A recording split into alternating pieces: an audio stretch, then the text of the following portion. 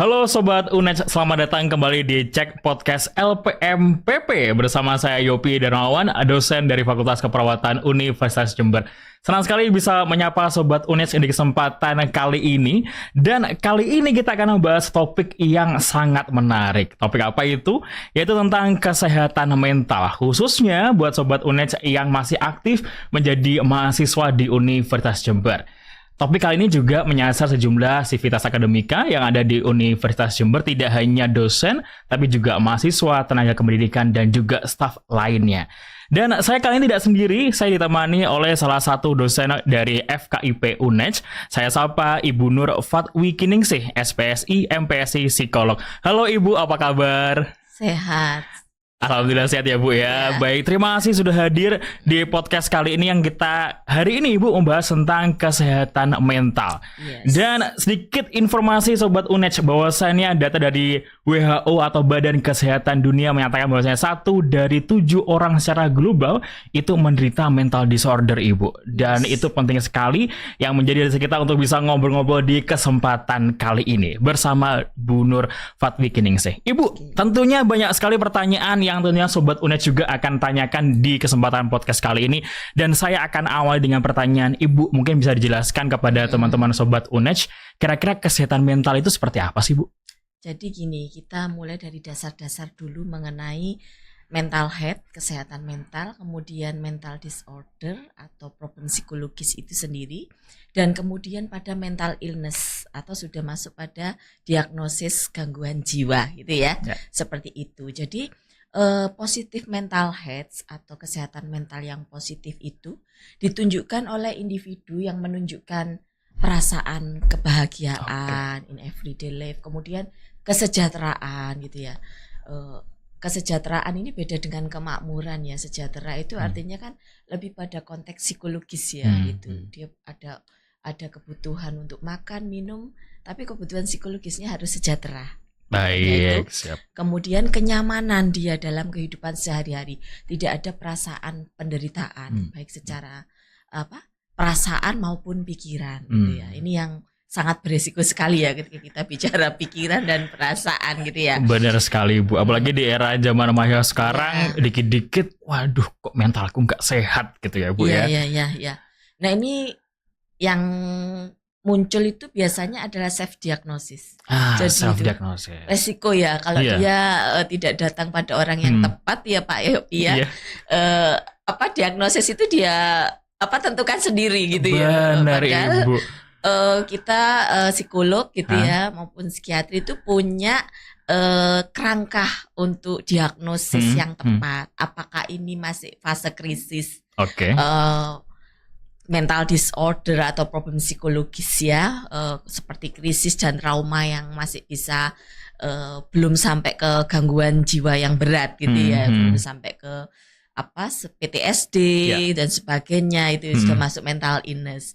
Nah kalau mendiagnosis sendiri kan resikonya juga besar. Bahaya ya Bu ya, apalagi kalau ini Sobat UNEJ kalau misalnya diagnosisnya hanya dibantu oleh kecerdasan buatan atau AI ya Bu ya. Aduh, bahaya banget. Kemudian cari-cari ke sumber-sumber yang itu tidak melakukan asesmen yang secara profesional. Benar sekali. Sehingga akhirnya tambah seperti yang gangguan kecemasan ya. Ada kecemasan itu yang dia itu cuma ringan sebetulnya. Tapi itu juga problem yang dikatakan kan nggak sehat ya tadi itu ya.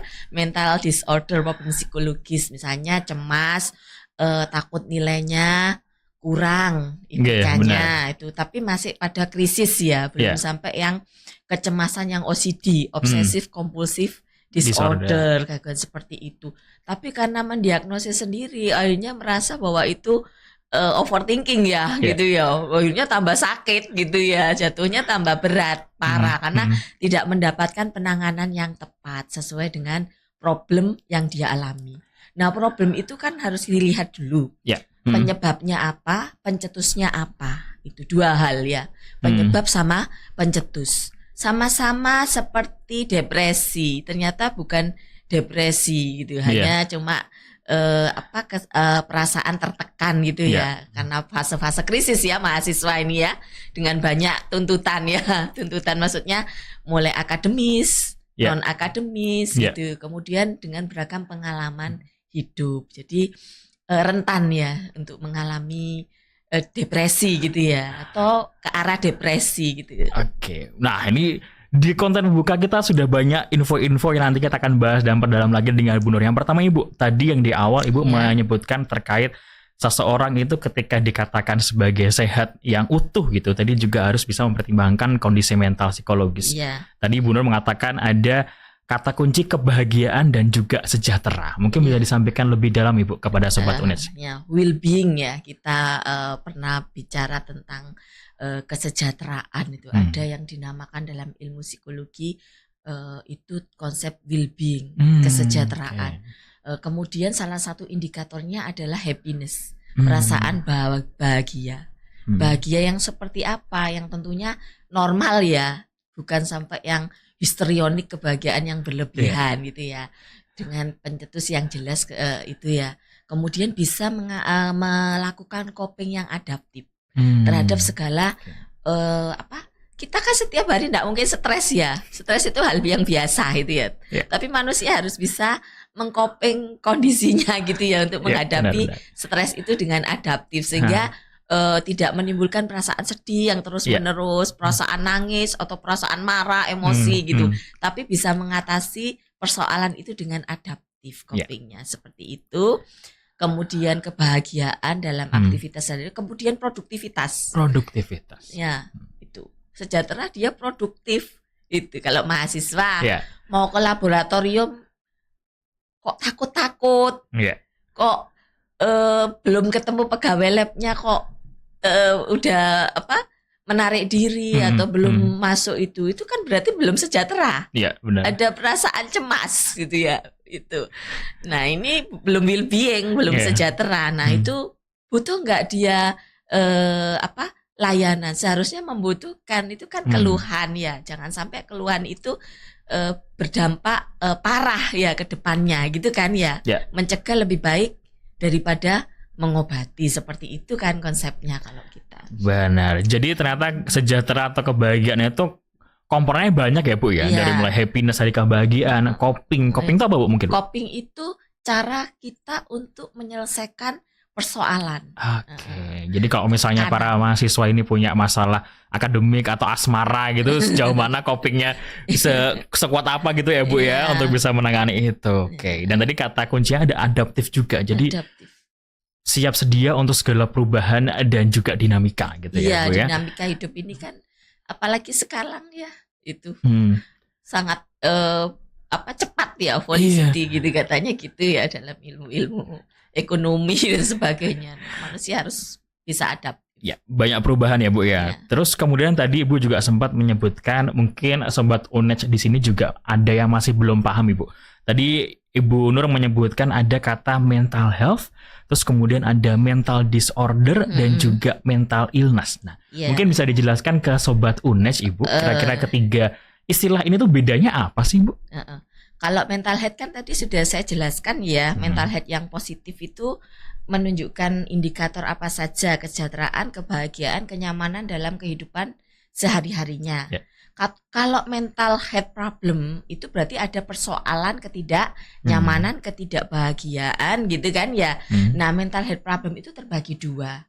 Mental disorder tadi atau kita katakan problem psikologis, kemudian mental illness atau gangguan kejiwaan gitu. Saya enggak mau bilang itu gila, karena selalu mengatakan kalau sudah itu pasti orangnya dianggap gila gitu. Itu kan hanya semacam labeling aja. Dan ada diagnosisnya macam-macam. Padahal diagnosisnya banyak ya Bu ya. Dan tentu saja kita kembali ke nggak boleh nih teman-teman Sobat UNEJ untuk self diagnose. Jadi kalau misalnya ada merasa nggak nyaman, kok ada yang nggak enak di badan aku gitu, jadi mesti langsung ke profesional gitu ya Bu ya. Profesional health. Nah, kita kan bedah satu-satu Bu. Tadi mental health problems ada dua nih, ada disorder dan juga illness. Nah, Bu Nur selaku psikolog, bagaimana Ibu melihat fenomena sekarang? Kira-kira isu-isu apa atau masalah-masalah apa yang sering muncul nih Bu akhir-akhir ini terkait mental disorder dan juga mental illness, terutama di kalangan mahasiswa dulu mungkin? Banyak ya sebenarnya, variatif ya gitu ya. Kalau mental disorder, gangguan gangguan mental itu sendiri ya. Misalnya anak yang kurang, mahasiswa yang merasa minder, kurang percaya diri, kemudian cemas berkaitan dengan mau selesai nggak skripsinya, itu kan masih belum sampai gangguan yang parah gitu. Kemudian ada juga yang perasaan tertekan, perasaan stres karena habis putus cinta. Waduh, nah ini Sobat Unes, hati-hati nih kalau saya putus cinta, apalagi masih hubungan tanpa status ya Bu. Oke, Bang, lanjut Ibu. Kemudian problem-problem terkait adiksi, kecanduan games kalau untuk anak-anak ya.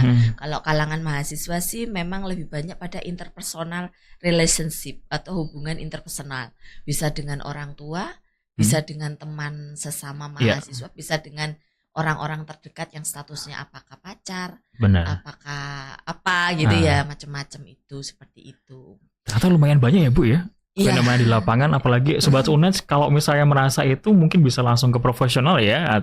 Atau minimal apa nih Bu, kalau misalnya teman-teman Sobat Unes, kok aku cemas ya, kok khawatir dan sebagainya. First thing first apa Bu yang mungkin bisa mereka lakukan?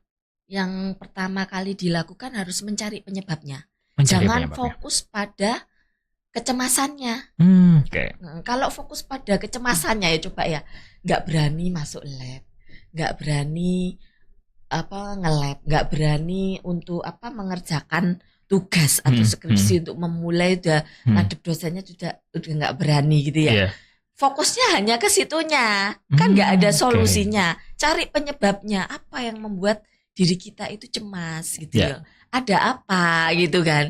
Nah, untuk menemukan itu kan butuh bantuan memang. Supaya tidak terjadi yaitu tadi self diagnosis, mengira-ngira sendiri. Kemudian butuh empati ya, mahasiswa ini butuh empati. Ada orang yang mendengarkan, ada orang yang bisa memberikan jalan untuk dia menemukan penyebab itu. Penyebab. Kemudian pencetusnya apa? Mungkin saja penyebabnya dia sudah dari awal itu merasa kurang percaya diri atau perfeksionis. Kalau dikoreksi sedikit sama dosennya sudah pikirannya, duh kok salah banget, padahal lumrah ya. Iya benar. Skripsi itu kan dikoreksi itu kan lumrah. Kalau nggak dikoreksi terus gimana gitu kan mesti. Tapi karena itu tadi perfeksionis, karakteristik kepribadian yang personality yang seperti itu, akhirnya dia fokus, itulah penyebab dia ya, penyebabnya. Terus pencetusnya apa? Ada kejadian tertentu mungkin yang tidak mengenakan. Dia sudah overthinking, kemudian ada pencetus sesuatu hal gitu ya. Apakah itu temennya sudah lulus duluan mungkin, terus ucapan dari orang tua mungkin, kamu kok nggak lulus gitu ya, sudah anaknya sudah karakteristik kepribadiannya seperti itu penyebabnya, kemudian ada pencetus seperti itu, sudah kompleks, sudah muncullah kecemasan itu. Jadi harus dicari penyebabnya. Kamu punya pencetusnya apa supaya kita bisa tahu untuk harus kemana. Iya benar sekali. Wah, ternyata sebagai seorang mahasiswa dan juga sebagai host yang baru, saya juga baru tahu Bu, ternyata kita untuk mengidentifikasi apakah itu masuk dalam mental health problems, terutama yang mental health disorder, harus dicari penyebab dan juga pencetusnya. Nah, coba Sobat Unes, kalau misalnya menemukan teman atau mungkin Sobat Unes sendiri yang merasa kok ada nggak beres di aku gitu. Nah, kira-kira perlu ditarik tahu penyebab juga pencetusnya ya Bu ya. Nah, terkait pencetusnya, saya tadi tertarik Bu. Mungkin ada peristiwa-peristiwa masa lalu yang bisa mempengaruhi itu. Mungkin bisa dijelaskan lebih lanjut Bu. Misalnya trauma. Trauma karena dulu waktu dia masa kecil itu dia dibully misalnya, ya semacam namanya anak-anak ya gitu ya. Tapi itu tidak boleh dilakukan ya, sekali lagi itu tidak baik. Maju ke depan kelas, kemudian dia nggak bisa, kemudian ditertawakan sama teman-temannya. Kemudian dia itu pengalaman traumatis mungkin untuk dia, kan malu ya gitu, nggak percaya dirinya, itu menjadi karakteristik kepribadian dia. Kan kepribadian itu dipengaruhi oleh pengalaman hidup dia kan, perjalanan hidup. Kemudian pola asuh orang tuanya di rumah sangat keras mungkin, terlalu otoriter, sehingga apa-apa nggak boleh salah, apa-apa harus sesuai aturan yang sangat-sangat ketat dan kaku, sehingga anak ini menjadi anak yang gimana, cemas-cemas kalau berbuat tidak sesuai dengan apa orang lain gitu ya. Nah ini kejadian yang seperti ini kan kemudian ada pencetus ya. Benar. Pencetus lain. Dia disuruh maju lagi ke depan kelas suatu ketika. Kemudian ada temennya yang dia itu sudah benar, tapi mencetuskan ketawa atau mencibir atau sebagainya, sehingga itu menguat atau memberikan labeling ya gitu, sehingga membuat dia semakin cemas dan kurang percaya diri. Nah seperti itu ya. Jadi penyebab pencetus harus dikenali dengan lebih dalam lagi. Karena itu saya menangani klien itu bisa 2 kali pertemuan, bisa 1 kali panjang gitu. 1 kali panjang itu saya kan sudah membuat kesepakatan 1 jam, tapi kan itu di luar prediksi kita, karena ini proses yang sangat ini ya, sangat butuh waktu gitu. Benar sekali, karena masalah mental health disorder itu kadang menjadi suatu yang kompleks ya Bu ya. Banyak benang merahnya, banyak dots atau titik-titik yang perlu disambungkan nih. Nah, itu Sobat Unech. Jadi kalau misalnya teman-teman Sobat Unech sudah banyak dots atau titik-titik, tadi misalnya kayak trauma, terus kemudian ada kejadian tidak menyenangkan di kala masa kecil. Nah, mungkin Sobat Unech nggak sadar ya Bu ya, gitu. Bagaimana? Banyak klien yang itu dia harus kita auto anamnese itu kita ke life history-nya dulu, perjalanan dia dari masa kecil itu kita katarsis gitu ya, metodenya gitu, baru dia nanti akan menemukan ternyata saya dulu seperti ini gitu. Kemudian pengalaman masa lalu itu akan membentuk membentuk mental dia juga itu. Bentuk karakter ya Bu ya. Karakter juga, personality. Kemudian cara berpikir setiap orang itu berbeda. Karena itu depresi diagnosisnya. Tapi tiap orang berbeda penanganan juga. Karena penyebab sama pencetusnya akan berbeda juga. Tuh.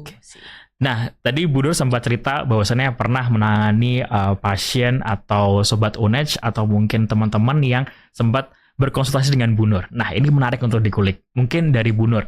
Mungkin bisa diceritakan ke Sobat Unech, Ibu, kira-kira pengalaman yang paling tidak terlupakan ketika menangani pasien atau orang yang datang ke Ibu untuk konsultasi. Yang paling menggongkan gitu, yang paling mind-blowing itu apa, Bu? Mungkin bisa sedikit cerita ke Sobat Unech. Bolehkah saya membuka klien saya itu loh? Mungkin anonimus saja, Bu. Mungkin bisa case-nya aja. Oh, gitu. Tapi alhamdulillah ya, puji syukur ya. Dia sudah adaptif ya gitu ya, dan sangat-sangat luar biasa gitu ya, dengan sekian sesi saya waktu itu sampai pada arah yang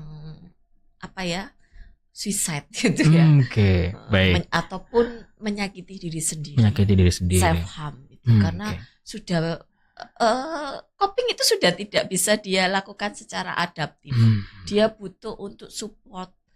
Terapi yang sifatnya suportif ya, dan itu kan harus bersesi-sesi gitu ya. Saya padatkan itu, kita ketemu hampir 6 sesi dan adaptif, dan dia sudah lulus dari sini sekarang. Alhamdulillah. Dari sudut pandang Bu Nur selaku psikolog, kira-kira ketika menangani pasien-pasien seperti itu, apa nih Bu tantangan terbesarnya? Tantangan terbesarnya kesabaran. Kesabaran yang seperti apa nih Bu? Kesabaran yang seperti apa ya?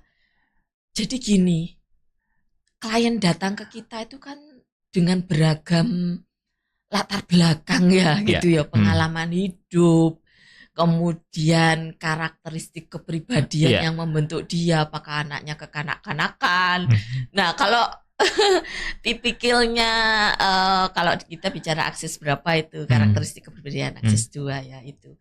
Ada kepribadian yang tergantung, yang kita harus benar-benar bisa untuk membimbing dengan karakteristik kepribadian seperti itu kan, kita harus bisa membimbing, menyesuaikan dengan masing-masing kliennya. Itu yang itu seni sih sebenarnya sih, tapi membutuhkan kesabaran aja, butuh sabar, butuh ini gitu. Apalagi situasi hujan, situasi panas, kemudian situasi yang pekerjaan mahasiswa juga lagi overload. untuk menjadwalkan, dan kita butuh ketenangan ya untuk bicara bersama, berempati itu butuh situasi yang tenang gitu. Jadi saya pikir itu lebih ke kesabaran kita ya. Sabar gitu ya gitu. Sabar, jadi harus jembar latare. Jembar latare itu pekarangannya harus luas gitu ya Bu ya. Iya, sabar. Harus siap sabar dan juga tentunya mendengar dengan seksama ya Bu ya. Setiap keluhan yang klien sampaikan. Gitu empati ya. juga penting. Nah, karena jadi mereka membutuhkan tempat, saya mau kemana. Kadang yang anak-anak yang, saya kok sampai bilang anak-anak ya, mahasiswa yang sampai self harm itu menyakiti diri sendiri karena mereka tidak tahu saya harus bagaimana, saya harus seperti apa, saya harus kemana, saya harus bicara dengan siapa gitu ya. Jadi itu diperlukan kita harus siap untuk berempati dengan beragam. Itu tadi saya bilang karakteristik kepribadiannya macam-macam loh. Mahasiswa itu ada yang sudah pinter mandiri gitu, bimbingannya enak, ada yang kayak one by one, step by step untuk didengarkan. Nanti ketemu lagi ya, hubungi saya. Semoga saya ada waktu gitu ya gitu. Karena memang ya itu tadi untuk membentuk resiliensi. Karena mereka sudah ibaratnya gelas ya. Gelas itu sudah retak gitu ya, sudah terisinya itu atau full banget gitu ya. Sehingga kita mau betulin itu kan harus pelan-pelan gitu ya, takut pecah gitu ya. Jadi harus resiliensinya itu dibentuknya itu butuh proses yang panjang gitu ya. Ya tergantung juga sih prognosisnya. Kayak dia faktor protektifnya ada, misalnya dukungan orang tua yang baik, komunikasi yang terbuka di rumah, kemudian punya teman dekat atau pacar atau seseorang yang bisa memberikan support dengan baik gitu ya. Itu akan lebih cepat untuk bisa adaptif kembali dengan persoalannya seperti itu. Jadi terkadang Sobat UNEJ kalau misalnya merasa sendiri, coba untuk mencari teman ya Bu ya. Karena teman pun juga mungkin bisa sedikit membantu kalau misalnya teman-teman ada masalah gitu ya Bu ya. Jadi hindari untuk memendam sendiri karena takutnya seperti bom waktu gitu Bu Nur ya. Tekanan di dalam. Iya, tekanan di dalam. Nanti hanya keluarnya itu nanti berantakan gitu. Berantakan dan macam-macam ya Bu ya. Iya, pokoknya kelihatannya itu nggak apa-apa. Mungkin ya menurut beberapa orang duduk santai belajar. Tapi ketika berhadapan dengan kita gitu kok kacau gitu ya. Saya akan menerima semua kondisi apapun itu dengan apa adanya. Karena itu kita ingin benar-benar tulus membantu. Ya, kita profesional self help. Apapun kondisinya kita harus menerima. Lah itu. Dan itu butuh empati dan kesabaran yang luar biasa. Dan tentunya jam terbang juga ya Bu ya. Iya benar. Kalau nggak biasa mungkin kaget ya Bu ya. Meskipun sudah profesional itu, saya nggak biasa menghadapi itu. Kaget mau gimana gitu, mau ini. Kalau sudah kaget kan gimana? Kan kita harus benar-benar jernih saat itu, benar-benar bisa membantumu asesmennya, kemudian menentukan ke arah mana intervensi ini yang tepat, prognosisnya seperti apa, sehingga ya harus terbiasa sih, bisa karena terbiasa kan. Saya biasa karena terbiasa menurut saya ya itu. Meskipun saya tidak membuka praktek pribadi karena waktu dan sebagainya. Saya dulu konsultan Pak. Jadi sudah malang melintang itu saya menjadi konsultan problem-problem ya mahasiswa itu di Stikes dulu di Malang gitu. Sempat ketemu teman-teman di sini. Loh kok Bu Nur itu. Loh padahal saya sudah waktu itu saya pikir saya mau fokus untuk menjadi dosen aja gitu ya. Tapi ternyata di sini persoalannya itu tidak hanya akademik ya, non akademik itu ternyata juga banyak. Kalau dulu kan di sekolah swasta, karena di sekolah swasta itu biasanya menerima mahasiswa yang punya problem dari sekolah negeri. Biasanya gitu ya Bu. Iya, pelarian lah gitu ya. Akhirnya seringkali harus ada konsultan untuk penanganan yang problem aja dulu, supaya itu tidak mengganggu keberfungsian dia sehari-hari, seperti keberfungsian dia secara akademis ya. belajar di lab, mengerjakan skripsi yang ringan-ringan itu ya seperti itu. Oke, dan ternyata kasusnya juga tidak kalah seru juga di kala itu ya Bu, dengan sekarang gitu. Apalagi sekarang trennya banyak sekali. Tadi Ibu juga banyak menyebutkan terkait minder, cemas, adiksi dan lain sebagainya. Nah, mungkin juga bisa di-sharekan kepada Sobat UNES Ibu. Kira-kira tanda dan gejala yang paling mudah dikenali ketika mungkin Sobat UNES ketika kumpul sama temannya, melihat temannya kok feelingnya kok ada sesuatu yang nggak baik, kok diem, tiba-tiba murung, tiba-tiba apa, mungkin bisa dijelaskan ke teman-teman di Sobat UNES Ibu, kira-kira tanda dan gejala yang paling mudah dikenali dari mental disorder atau mental illness nih yang kerap ditemuin di kalangan mahasiswa apa Bu? Tanda-tandanya macam-macam ya. Kalau misalnya secara normalnya gitu ya, frekuensi orang sedih itu kan kalau menghadapi peristiwa yang tidak mengenakan kan orang pasti sedih normal. Tapi karena kok berhari-hari murung terus frekuensi ya, kemudian nangis, intensitasnya tidak selesai. Padahal usianya sudah mahasiswa. Ya mahasiswa kan ya umum ya kalau kita keluarga meninggal itu menangis. Atau kehilangan pacar, sosok yang selama ini suportif itu kan menangis ya, itu ya peristiwa yang. Tapi ini menangisnya itu lama gitu ya, dia berhari-hari sampai dia nggak bisa tidur, kemudian sampai mengganggu belajarnya, nggak bisa konsentrasi, nilai-nilainya turun, terus diajak kerja kelompok nggak pernah datang, itu masih menunjukkan mental disordernya. Kalau sudah tertawa cekikikan sendiri, atau menangis terus tidak mau keluar dari tempat tidur, kemudian tidak mau datang, misalnya jadwalnya nge-lab, nggak mau ke lab, takut aja, dengar kata lab sudah takut ya, apalagi datang ke lihat gedungnya aja udah takut, itu sudah mental illness. Oke. Jadi ada perbedaan level ya Bu, atau tingkatan ya. Jadi kalau misalnya tadi teman-teman Sobat UNES sebenarnya mengatakan kalau misalnya nih yang nangis biasanya habis nangis udah selesai ya. Tapi kalau misalnya ternyata berkepanjangan, nah ini curiga nih atau tanda-tanda. Nah mungkin bisa di-sharekan juga Bu ke Sobat UNES bagi yang mungkin mengalami hal yang serupa atau Sobat UNES menemui teman yang seperti itu, apa yang mungkin mereka bisa lakukan Bu? Baik, memang ini kalau teman itu kan suportif ya, faktor protektif ada, mendukung. Saya selalu menekankan sebenarnya kita membutuhkan sense of belonging, rasa memiliki. Tidak hanya memiliki kampus tercinta ini, ruangan ini, tapi secara psikologis bahwa kita bagian saudara dari satu sama yang lainnya. Mau yang maaf ya disabilitas, mau yang sudah pernah punya pengalaman, kan saya tidak tahu ya macam-macam, baru tahu kalau ke diagnos ya, punya pengalaman memang dia mental illness-nya ada, mau yang masih normal-normal. Jadi ketika ada perasaan memiliki itu, teman-teman, antar teman, apa yang bisa dilakukan? Karena ini teman kita ya, ini saudara kita, ini bagian dari istilahnya persahabatan atau persaudaraan. Ini tanggung jawab kita juga gitu ya, untuk membantu. Bagaimana cara membantunya gitu? Pertama, mungkin jangan langsung menyalahkan. Nah ini nih biasanya adik-adik nih langsung ngejudge gitu ya Bu ya, langsung ngejudge gitu. Pahami dulu gitu, dengarkan dulu. Kalau dia nggak mau ngomong, jangan dipaksakan dulu. Gitu, dideketin aja pelan-pelan. Atau datang ke kosnya, misalnya, aku pengen main, boleh nggak gitu? Kamu akhir-akhir ini kok nggak pernah kerja kelompok, itu sakit atau gimana gitu. Jadi memang butuh waktu ya. Saya aja untuk membuka kartu gitu ya.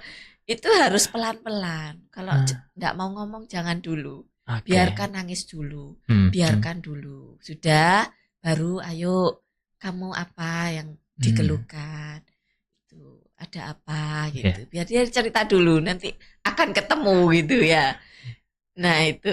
Jadi nggak langsung ini Sobat UNES, nggak boleh langsung diberondong pertanyaan gitu ya Bu ya. Iya. Ayo kamu kemarin kemana gitu, kok nggak kelihatan ngopo, terus kok nangis terus kenapa gitu. Enggak. Akhirnya malah takut gitu ya Bu ya. Mungkin. Apalagi anak minderan ya. Anak minderan. Sudah gitu.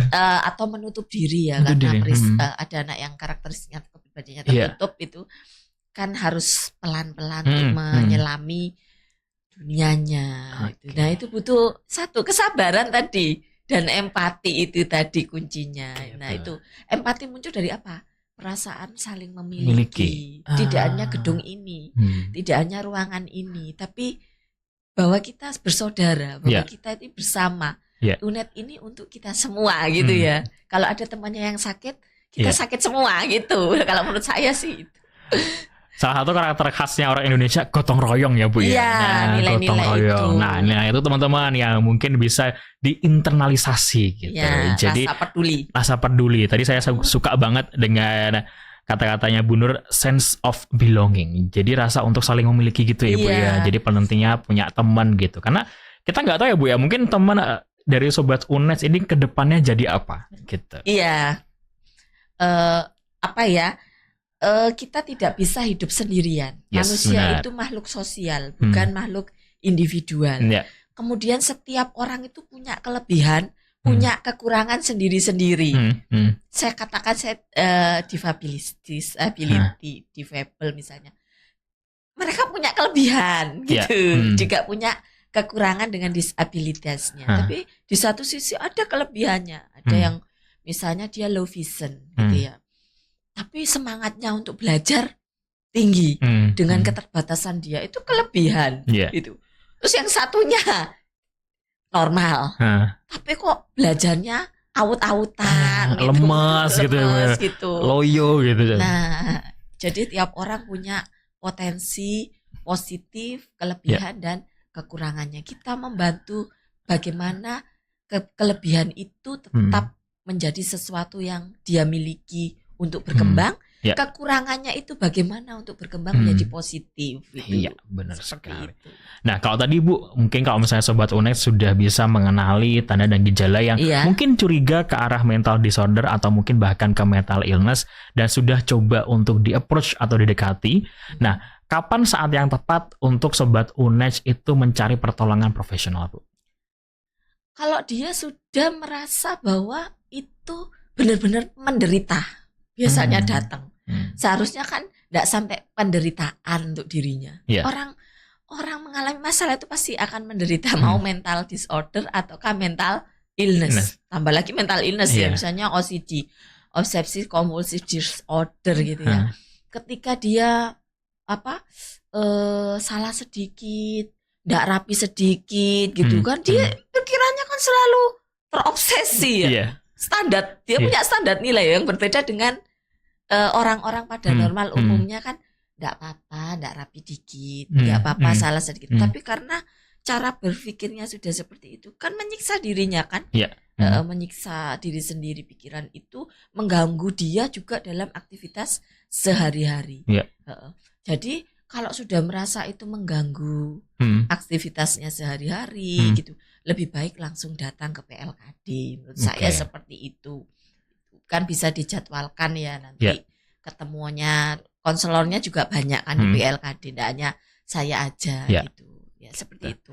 Gitu teman-teman. Jadi kalau sudah merasa tidak nyaman, sudah merasa mentok maksimal banget, teman-teman bisa mencari bantuan ke profesional gitu. Dan bagaimana Ibu tips atau mungkin untuk meningkatkan rasa percaya diri para Sobat UNED yang sudah merasa mentok dan ingin ke profesional tapi masih ragu, masih takut karena mungkin terkait stigma, terkait lingkungan sosial yang melihat kesehatan mental tuh dalam tanda kutip itu pasti gila dan sebagainya. Karena ada beberapa konteks atau beberapa orang itu meyakini bahwasannya dia kena kesehatan mental gitu, dia kena gangguan dan sebagainya. Gimana Ibu?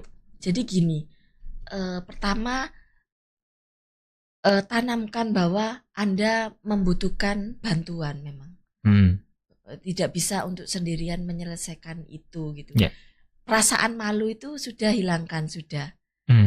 Bahwa datang ke profesional help itu mau psikolog, psikiater ataukah konselor biasa itu memang Anda memang membutuhkan bantuan untuk bisa menemukan alternatif terbaik untuk bisa adaptif ya dalam keberfungsiannya. Kalau ini tidak selesai maka masalah ini akan bertumpuk-tumpuk, tambah berat nanti untuk saya, itu ditanamkan gitu, dan itu merugikan diri saya sendiri.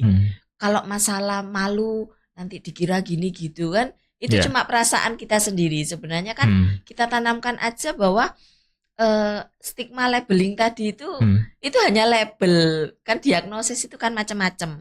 Depresi pun ada yang ringan, ada yang moderate, ada yang severe gitu ya. Kemudian intellectual disability misalnya, ada yang masih slow learner. Slow learner itu kan masih bisa belajar, cuma harus mengulangnya lebih banyak. Kan tidak jauh beda dengan yang normal, cuma agak tertinggal di bawah.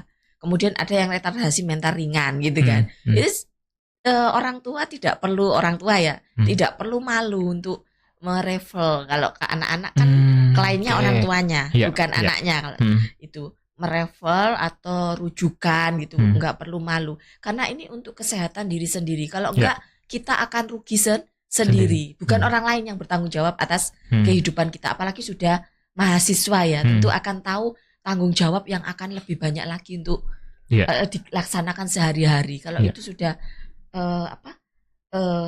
kacau gitu ya, tidak ada yang bertanggung jawab, diri kita sendiri itu. Jadi pesan penting untuk lingkungan sekitar Sobat UNEDS. Jadi kalau misalnya ada teman-teman dari Sobat UNEDS yang sekiranya perlu bantuan profesional, please didukung ya Bu ya. Didukung dan hindari stigma yang negatif, karena mereka juga butuh bantuan gitu ya Bu ya. Jadi mental illness itu nanti kalau sudah memang itu bukan, Bu saya ini sudah gangguan ini ya Bu ya gitu, belum gitu. Kamu masih dalam proses persoalan yang krisis. Krisisnya apa kan pelan-pelan harus dijelaskan supaya enggak ada perasaan overthinking labeling bahwa kita nanti aku akan gini, nanti aku seperti ini gitu. Kadang-kadang belum sampai insomnia tapi dia enggak bisa tidur. Ternyata penyebabnya adalah tidak bisa tidur, bukan insomnia itu gitu. Penyebabnya dia ada kecemasan, pikiran yang dia pendam gitu ya di alam bawah sadarnya, sehingga sulit untuk masuk ke ritme tidur yang nyenyak. Itu masih problem biasa. Kalau yang sudah insomnia itu kan akhirnya akan ke diagnosis gitu ya. Tapi nggak usah malu, kan itu bukan gila gitu ya. Itu cuma labeling aja gila gitu. Dan yang perlu diyakini adalah Sobat UNEDS semuanya bisa kembali ke seperti semula ya Bu ya, secara pelan-pelan dan bertahap. Ya tadi intinya adalah ketika teman-teman Sobat UNEDS sudah merasa aduh nggak nyaman, nggak something wrong with myself gitu. Jadi teman-teman bisa langsung periksa ke profesional gitu. Kalau misalnya cerita ke teman kok masih belum oke, bisa langsung ke profesional gitu ya Bu ya. And then gini, mental disorder itu continue.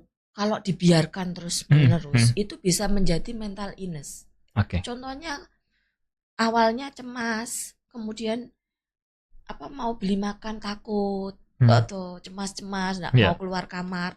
Kemudian kan menarik diri secara sosial di kamar, tidur terus, berangkat kuliah juga males, akhirnya males, banyak PR numpuk-numpuk, akhirnya takut gitu ya, takut. Akhirnya takut itu merembet-rembet, takut ke nggak bisa lulus, takut nggak bisa dosennya, banyak akhirnya generalisasinya kompleks. Kemudian nggak bisa menyelesaikan, akhirnya menutup diri, nggak ada teman, nggak ada apa. Kemudian ke arah sampai nggak mau makan nggak enak, kan pikiran kan kacau ya.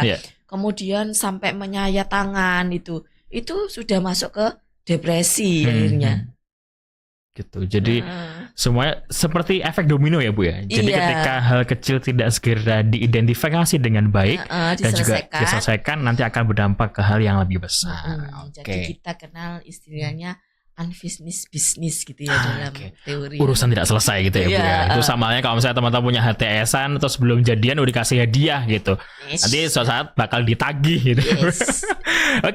Bu Nur, sebagai part terakhir di podcast kita kali ini, mungkin bisa disampaikan ke Sobat UNEDS gimana nih Bu? Tadi kita udah bahas banyak identifikasi, kemudian masalah yang sering muncul, terus bagaimana kita mencari pertolongan profesional. Nah terakhir mungkin Bu Nur bisa cerita ke Sobat UNEDS bagaimana mencegah supaya hal ini tidak terjadi Bu, baik itu mengarah ke fase krisis, mental disorder atau mental illness.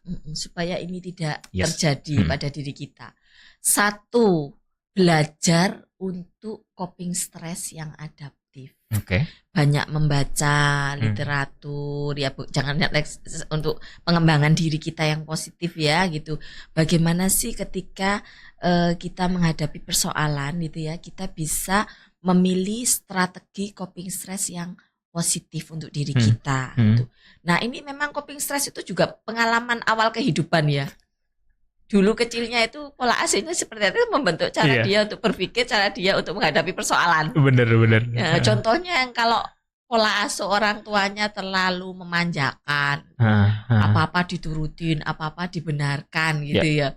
Sehingga dia coping stressnya itu lebih ke tindakan-tindakan yang sifatnya itu tidak peduli pada perasaan orang lain, kurang adaptif, kurang ke problem lebih ke kurang ke problem solution problem gitu, untuk menyelesaikan persoalan. Kemudian ada yang anak yang dididik dengan cara otoriter gitu ya, apa-apa harus mengikuti orang tua, kalau itu serba salah gitu. Dia bingung untuk memilih menyelesaikan mengambil keputusan itu, dia akan bingung dengan pilihan-pilihan apa. Cara menyelesaikan persoalan itu dia akan bingung, copingnya apa gitu, aku harus bagaimana gitu. Itu sehingga dia harus lari kemana, harus seperti apa gitu ya. Apakah tetap aku coping stres aku tuh fokus pada masalah itu ataukah pada solusinya gitu kan ya itu. Kemudian yang kedua belajar untuk berdamai dengan stres. Nah ini yang sulit ya, karena pengalaman sehari-hari kita kan tidak mungkin lepas dari tekanan. Everything, anywhere gitu ya, experience itu tidak selalu positif ya. Itu yang membentuk kita untuk menjadi dewasa. Masa-masa mahasiswa ini kan masa-masa pertumbuhan. Dikatakan dewasa awal, memang masuk dewasa awal. Dikatakan anak-anak, memang ada transisi ke dewasa. Kalau saya bilang ya dari sehari-hari saya melakukan asesmen itu, kematangan itu masih belum banyak yang bisa saya katakan masuk pribadi yang sudah matang secara dewasa. Sehingga dengan pengalaman sehari-hari berdamai dengan stres, akhirnya dia akan bisa mandiri ya, membentuk kedewasaan, kematangan dalam berpikir nanti gitu. Seperti itu. Jadi yang pertama tadi membentuk coping stress yang adaptif, dan yang kedua terkait bagaimana belajar berdamai dan menerima diri sendiri gitu ya Bu ya. Yang ketiga bersyukur. Bersyukur. Nah, ini penting banget ya Bu ya. Dalam konsep well-being itu salah satu variabel yang penting adalah gratitude, kebersyukuran. Kebersyukuran. Ya, banyak bersyukur ya bahwa kita hari ini masih bisa bernafas, masih bisa diberikan makan, minum, kesehatan dan sebagainya. Kan kalau masih mahasiswa kan saya rasa masih ada support dari orang tua ya. Kalau di Indonesia ya. Kalau di luar negeri 18 tahun sudah harus mandiri secara finansial gitu. Kalau di negara kita memang belum siap seperti itu. Pola budaya itu juga membentuk sih sebenarnya. Nah ini banyak-banyak bersyukur gitu ya. Kebersyukuran itu nanti akan membuat mereka itu menilai kehidupan ini dari sisi positif. Jadi berusaha untuk menjadi seseorang yang sepositif mungkin, Sobat UNES, dengan cara apa tadi Bu Nur menyampaikan, dengan cara bersyukur. Jadi apa-apa yang diterima, apa-apa yang didapatkan sekarang disyukuri dulu saja gitu. Banyak pengalaman mungkin sehari-hari yang tidak mengenakan, yang negatif untuk kita alami gitu. Tapi dengan cara bersyukur gitu, menerima itu dengan dari sisi positif. Jangan itu dibuat overthinking ya gitu. Misalnya pas skripsi terus merasa itu ganjalan untuk diri kita, tapi itu membuat semangat kita mengambil sisi positifnya, bahwa itu proses kita untuk meraih kesuksesan. Yes, benar sekali. Walaupun kadang di beberapa part ketika bersyukur pun juga masih ada sambat ya Bu ya kan. Cuman nggak apa, itu lumrah teman-teman Sobat UNES. Jadi tadi 3 kata kunci dari Bu Nur bagaimana supaya hal-hal atau gejala-gejala terkait mental disorder atau mental illness tidak terjadi di Sobat UNES. Teman-teman bisa menerapkan coping yang adaptif. Terus kemudian tadi belajar berdamai dengan diri sendiri.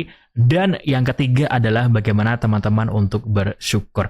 Terima kasih sekali Bu Nur telah berbagi bersama Sobat UNES di kesempatan hari ini terkait mental health di kalangan mahasiswa dan juga aktivitas akademika. Terakhir, mungkin closing statement dari Bu Nur untuk teman-teman dan Sobat UNES di rumah yang sedang menonton podcast ini. Silakan. Jadi buat teman-teman sahabat podcast di sini ya, mahasiswa maupun aktivitas akademika, bahwa there is no health without mental health. Jadi tidak ada kesehatan tanpa mental yang sehat.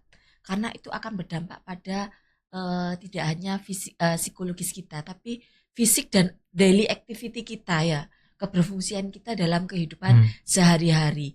Maka dari itu mulai sekarang kita harus gimana caranya sehat itu tidak hanya dikutip dalam tanda secara fisik aja, makan minum cukup, tapi lebih pada aspek yang juga yang keseluruhan over all of our life, termasuk mental health tadi. Mental kita juga harus sehat gitu, seperti itu.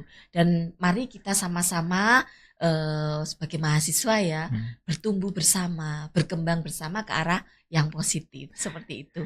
Terima kasih sekali Ibu Nur Fatwikiningsih, SPSI, MPSI Psikolog dari Fakultas Keguruan dan Ilmu Pendidikan Universitas Jember telah berbagi bersama kita Sobat UNEJ. Tadi kalimat terakhir yang paling saya suka adalah no health without mental health. Yes. Terima kasih sekali. Nice. Terima kasih sudah menonton di sesi podcast Cek Podcast LPMPP. Saya Yopi pamit, sampai jumpa di sesi podcast selanjutnya.